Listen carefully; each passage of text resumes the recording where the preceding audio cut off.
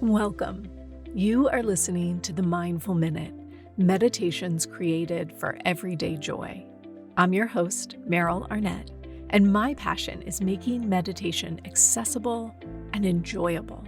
This podcast is recorded from my live Monday night meditation class, where we have a brief discussion followed by a guided meditation. If you would like to access these meditation practices as standalone audio files for your daily practice, please subscribe to my newsletter at merylarnett.com. It's free, and you'll receive a new mini meditation each week, along with behind-the-scenes content and bonus material for each podcast episode. All right, let's grab a cup of tea, a comfy seat, and settle in for today's practice.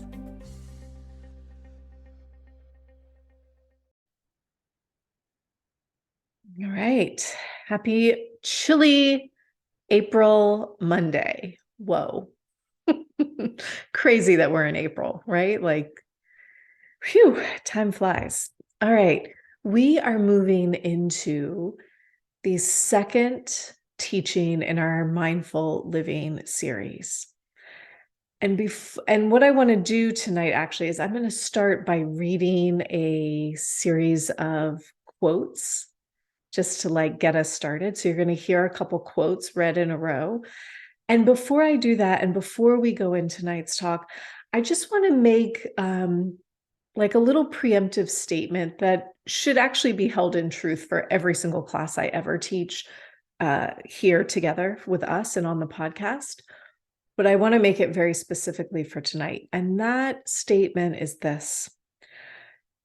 When I'm talking in very general terms, as I tend to do in these classes, I am making the assumption that we are safe and that our basic needs are being met. Okay. So safe meaning you are not in danger of encountering bodily harm in this instance, like this moment that we're in together. Basic needs being met, meaning you have enough food to eat, you have shelter to protect you from the elements, right? You have a community that you reside in, whether that is big or small. And it's not that any of these teachings become unapplicable if those were not true, if you're not safe, if your basic needs aren't being met. These teachings are actually still true. It's just that I wouldn't speak about them in the same sort of general way that I tend to do in this class. And so I just want to make that statement specifically because, I don't know everybody's backstory, and I certainly don't know all the listeners on the podcast. And I want to name that I'm making that assumption so that if this lands in a way that you're like, whoa, this is a difficult pill to swallow, I want you to know that you're not alone, that I know I'm being a little bit general about some pretty big things, and that these teachings still apply. They just probably need more context, okay? So that being said, we're going to start tonight's class with just a couple quotes. The first one, which you guys in the live class got in the email today, is this. Of course, we can always imagine more perfect conditions, how it should be ideally, how everyone else should behave. But it's not our task to create an ideal. It's our task to see how it is and to learn from the world as it is. For the awakening of the heart, conditions are always good enough. The next quote. One of the most tragic things I know about human nature is that all of us tend to put off living. We are all dreaming about some magical rose garden over the horizon instead of enjoying the roses blooming under our window. The next quote. The moment is complete. The next one. There is nowhere to go and nothing to get. And the next one. The way isn't difficult for those who are unattached to their preferences. So all of these quotes the long ones, the short ones, some of them from other meditation teachers, some of them are from totally unrelated people. And all of them are pointing to tonight's mindful living tenet, and perhaps the most fundamental taught about teaching in all of mindful teachings. We are talking tonight about contentment. Contentment. And I'm curious if when I say contentment, like what comes to mind for you? If you have access to your keyboard in the live class and you want to type something in the chat, I would love to know actually, like what does contentment mean to you? It's such a simple word to say. And when I started writing tonight's talk, I was like, pages. Normally 2 pages, 2 written pages is like 10 to 15 minutes for me. It's just the right amount of time. I'm like a novel with contentment. Oh my gosh, there's so much here. I see peace. Yeah. Right? It's a simple word. Enjoying something new brings contentment. And I think, as you'll see, we dive into this concept of contentment, and what we start to see is profound paradox. Profound. I think we teach it so often because it's so difficult to actually grasp it, both intellectually and embodied. So let's look a little into what we mean by contentment. So when we think about contentment, I think the first thing we have to think about is it's not about creating a perfect picture. We don't get to say, this is what it looks like for me to be content. Because the minute I do that, I'm about to be real upset when it doesn't look that way anymore, right? I can think of no better example than going for a hike with kids, right? If you have gone for a hike or a walk with kids, let me tell you about frustration and irritation. Because you're like, my kids, when they're in the right mood, without exaggeration, they can easily do a 3-mile hike. Easy, without blinking an eye. And sometimes we can't get out of the parking lot. True story. And there's no way to predict which it's going to be. And sometimes we all just sort of meander along and it's lovely. And sometimes I'm having my ear talked off about like Pokemon or something that is completely unrelated to the natural world and the things that I'd like to be talking about, right?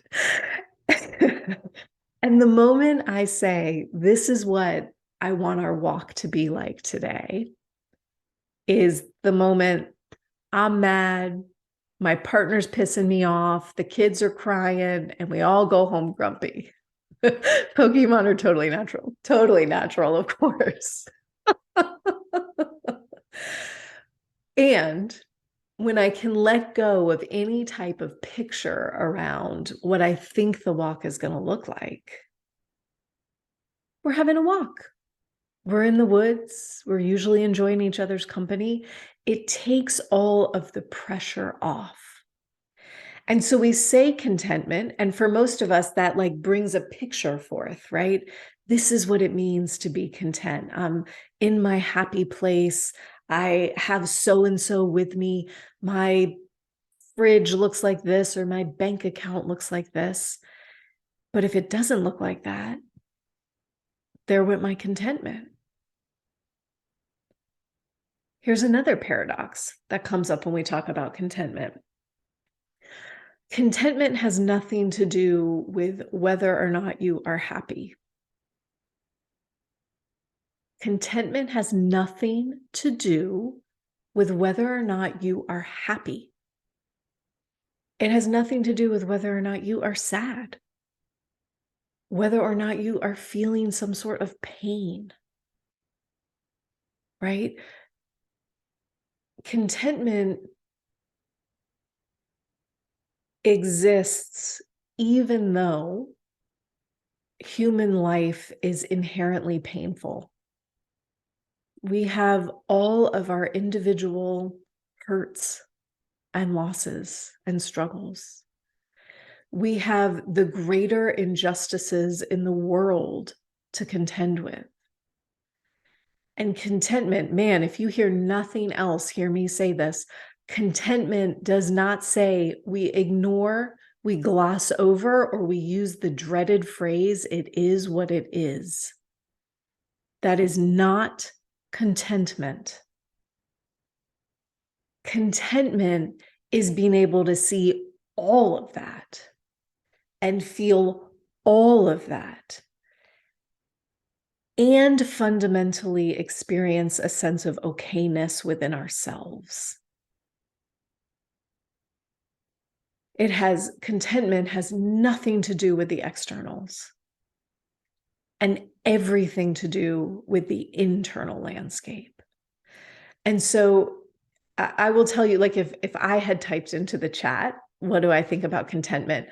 My personal experience of it, I think of it like experiencing a profound okayness with my life. That's what I think about, a profound okayness with my life. And so when we think about, like, let's even go a little bit deeper, actually. Let's go here. Let's go to the moments when we don't feel safe. Hardest moments to experience any type of contentment, to even think about contentment as an option.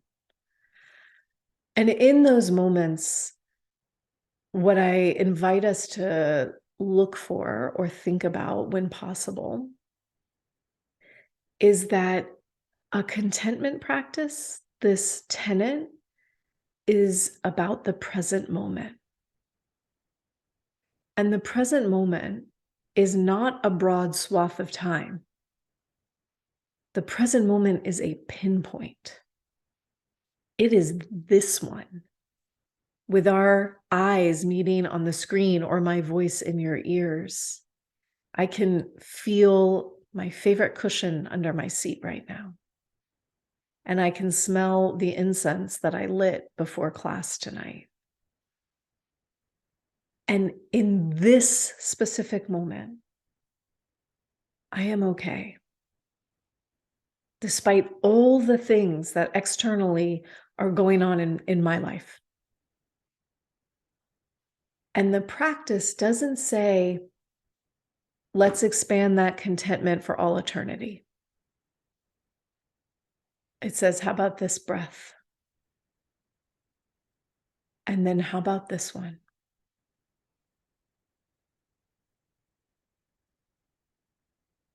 The last paradox I want to name tonight is that we can experience contentment, okayness, and seek change or growth or shift or evolution at the same time. Contentment doesn't mean I'm just going to stay here. I'm not going to do anything. I'm just going to sit on my little meditation cushion and be happy as a clam. This is not the teaching of contentment. The teaching of contentment is being able to hold the space to know internally, I am okay, and to work towards, to ask for, to name the changes or the growths or the shifts that we want in our lives and in the world. That's a massive paradox. So it's no wonder we hear words like contentment and we're like, oh yeah, that's lovely. And then we go on our way and we don't sit there and think about it too long, because you could, spend a lifetime reflecting on this and exploring how can those two things both be true in the same moment. And so I'll name that blessed science has confirmed without a shadow of a doubt that humans indeed are capable of feeling two completely conflicting emotions in the exact same moment. This is a scientific truth that we can be okay and heartbroken. We can be okay and scared. We can be okay and ecstatic.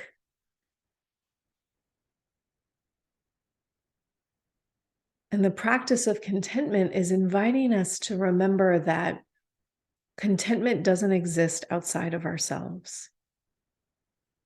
And we can, and we do very often hand our contentment to other people.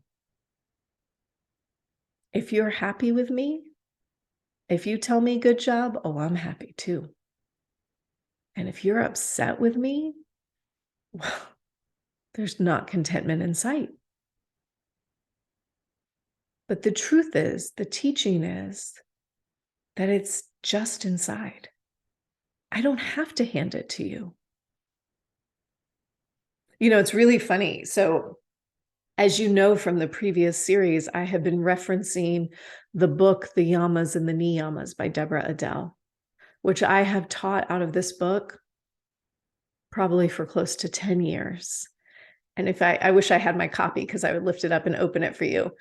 There's barely a line that is not highlighted or underlined or asterisked with a note in the margin.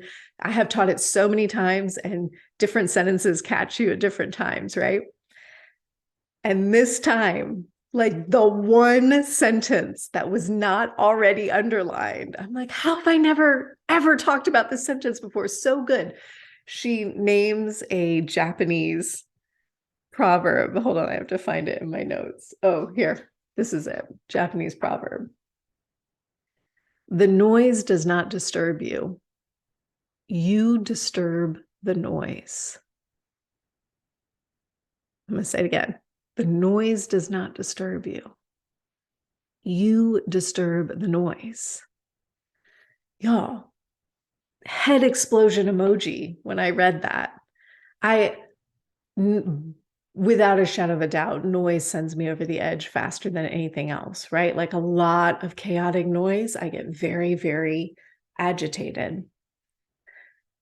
And I read that and I was like, well, that can't be true because noise sends me over the edge. But where does my contentment live? Does it live out there in the noise? Or is it inside me? Who gets to decide? Right? I'm jumping out into all that chaos. My son had a sleepover last night. Let's talk about noise. Right? And I'm like, boys, shh, shh. They didn't need me to shush them. They're having a grand old time. But man, was I disturbed by it. So this practice of contentment is bringing ourselves inward. Okay, I want to name one more thing and then we'll get into our practice tonight. So as you might be able to imagine, one of the ways that we can really start to cultivate and name contentment as a practice is through gratitude. Beautiful, so often named gratitude, right? This practice that we know we should be doing. And if we're struggling with it, I'm going to name, let's step outside. Because there is no greater place to discover gratitude and contentment, actually, than in nature. You know what I learned recently? I learned that next to almost every single troublesome plant out there, the antidote grows right next to it. So interesting. Are you ready for it? Poison ivy? Almost always you will find jewelweed in the exact same patch. And you step in that poison ivy, you get the rash, you're all itchy. And jewelweed, if you break it and you kind of mash up the stem and get some of the sap juice, it's anti-inflammatory and anti-itch. Contentment doesn't say you're not going to get a rash. Contentment does not say that we are not going to feel uncomfortable sometimes.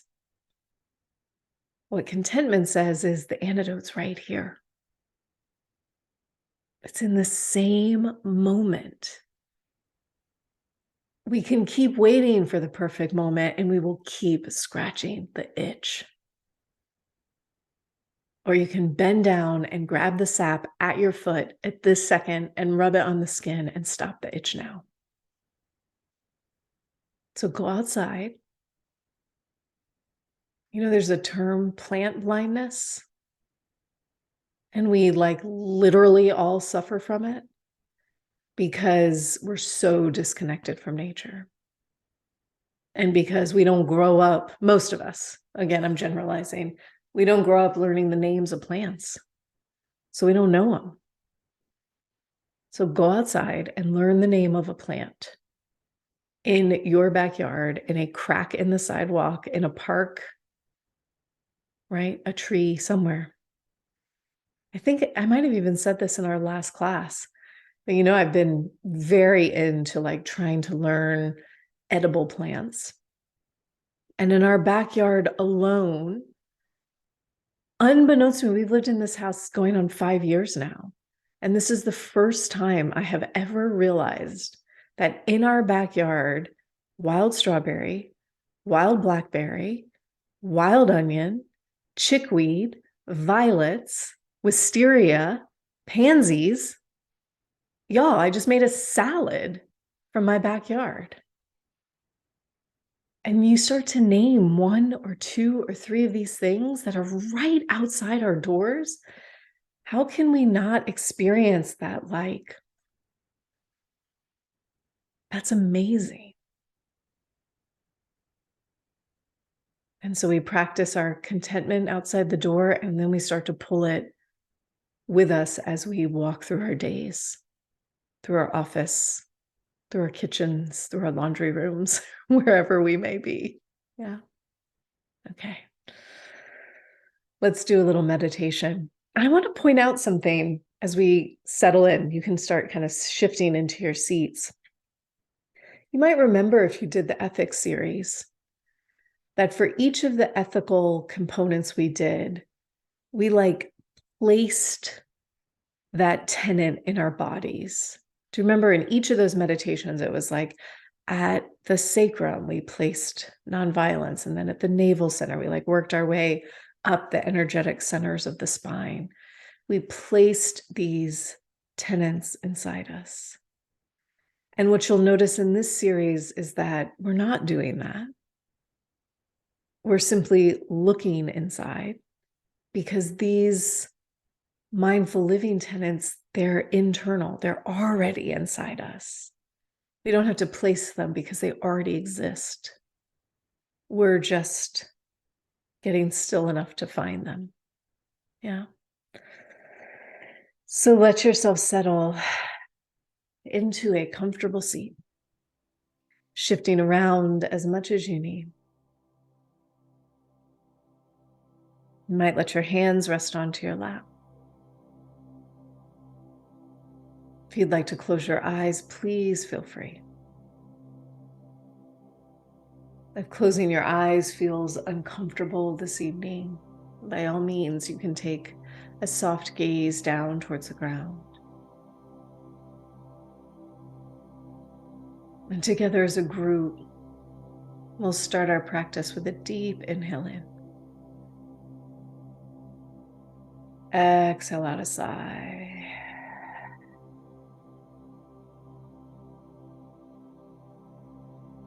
Let's do that again, inhaling deeply.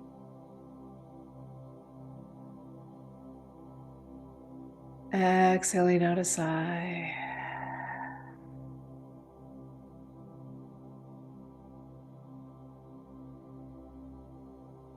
And allowing your breath just to flow.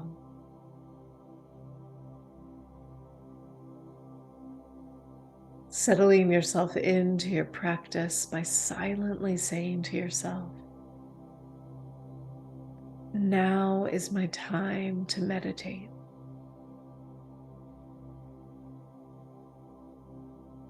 Now is my time to meditate.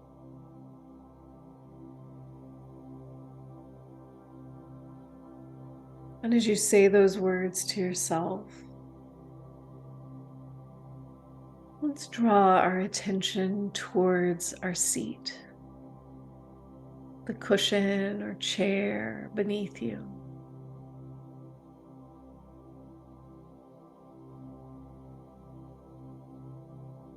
When we settle into this seat, into this moment,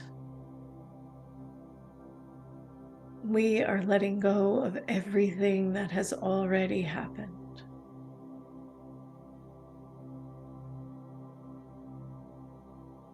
And letting go of everything that has yet to come.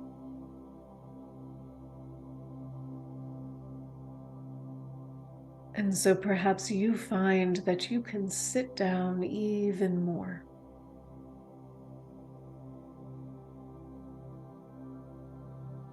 From the center of your body out in all directions, letting go.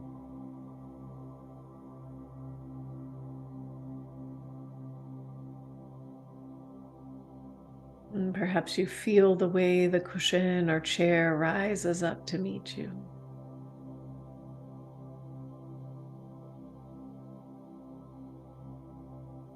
Maybe noting the more you let go, the more you are supported.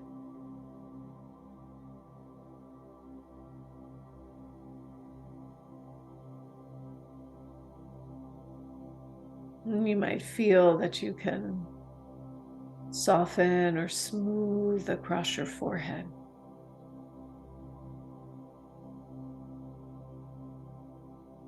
Letting go of the space behind the forehead.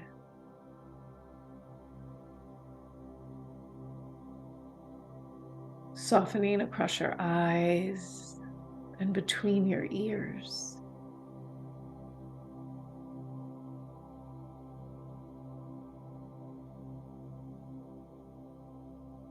Letting go along your jaw and the inside of the cheeks.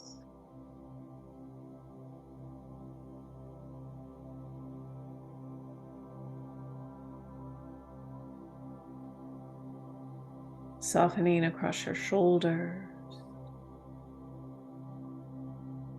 down the arms, through the wrists and the fingertips.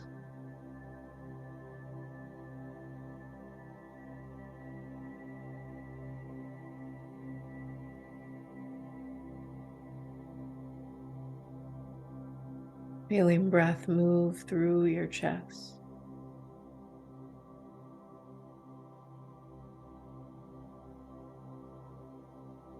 Letting go of all the muscles in the chest. Maybe even feeling as if you could soften the heart itself.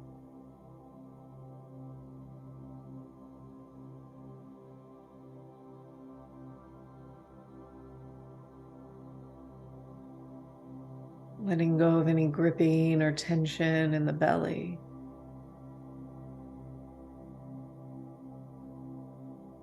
Letting yourself breathe with a soft belly.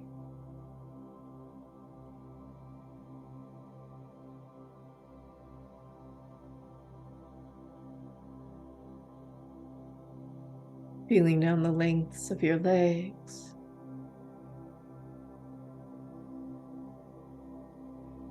Through your ankles and the soles of the feet.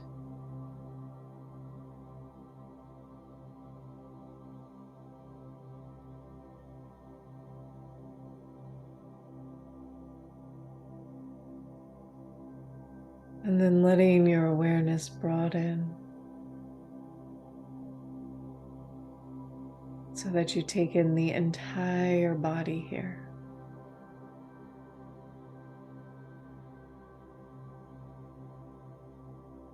Feeling your whole body breathe.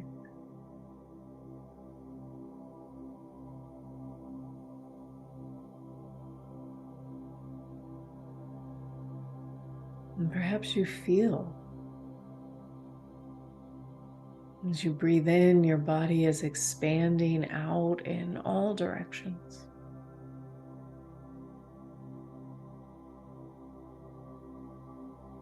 And as you breathe out, your body is settling at center.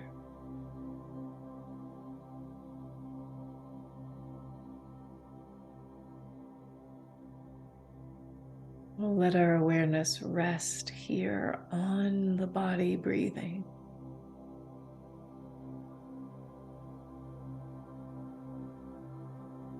The outward expansion of the inhale,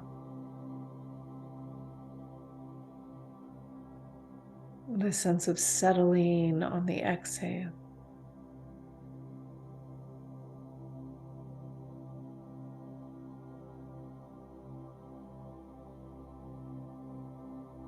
And perhaps you'll feel or sense or invite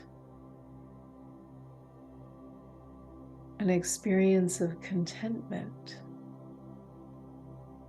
riding on that breath.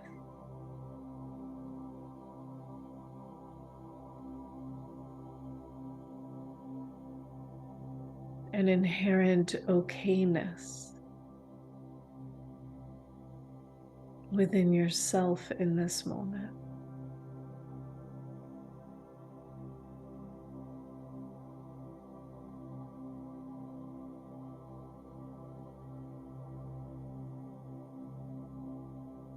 And as we sit here for 10 minutes in silence,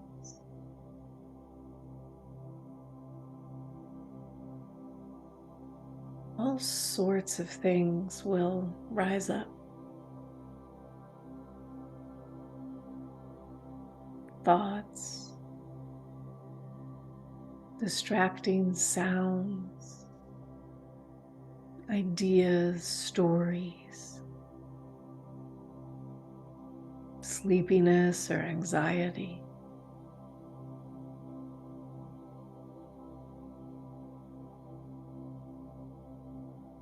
And in each moment, with each experience, you could just test.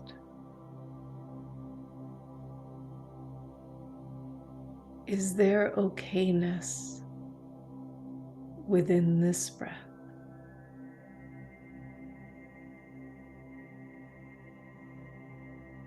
And how about this one?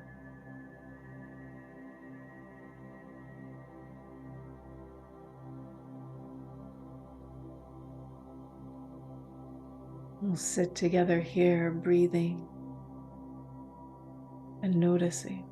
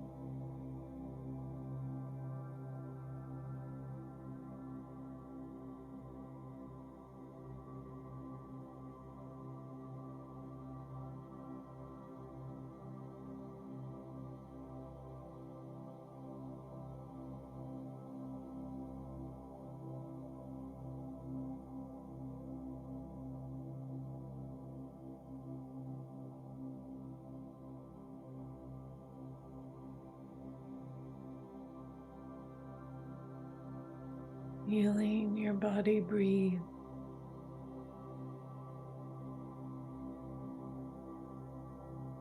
Noticing everything that's here in this moment.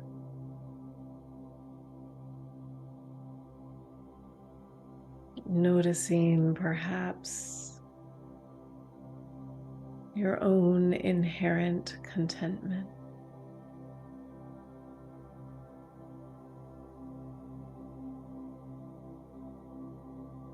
Gradually letting your breath begin to deepen. And wiggling into your fingers and your toes, finding your edges again. As you feel ready, we'll take a deep breath in together. Exhaling out a sigh.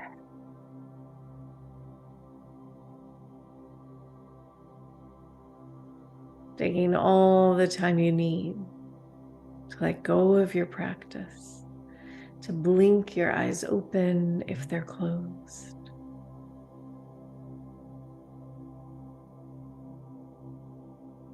Thank you, guys.